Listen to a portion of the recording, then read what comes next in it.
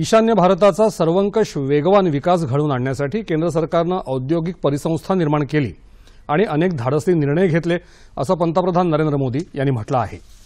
आज आसाममध्ये जोरहाट इथे थोर अहोम योद्धा वीर लाचित बरफुकन याच्या 84 फुटी पुतळ्याचं अनावरण पंतप्रधानांच्या हस्ते झालं तेव्हा ते बोलत होते।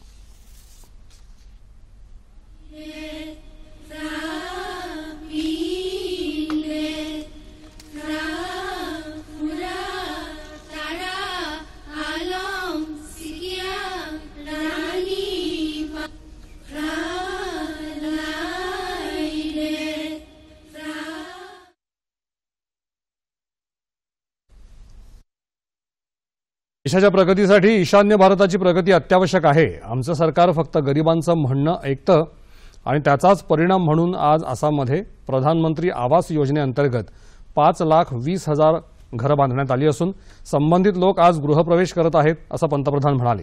या आधीच्या सरकारांनी ईशान्य भारताकडे पूर्णपणे दुर्लक्ष केलं, त्यामुळे हा भाग अविकसित राहिला असंही पंतप्रधानांनी सांगितलं। पंतप्रधानांच्या आसाम दौऱ्याचा आजचा दुसरा दिवस असून त्यांनी काझीरंगा राष्ट्रीय उद्यानाला भेट दिली। तसंच त्यांच्या हस्ते जवळपास 17,500 कोटी विकास उपक्रमांचं उद्घाटन करण्यात आलं।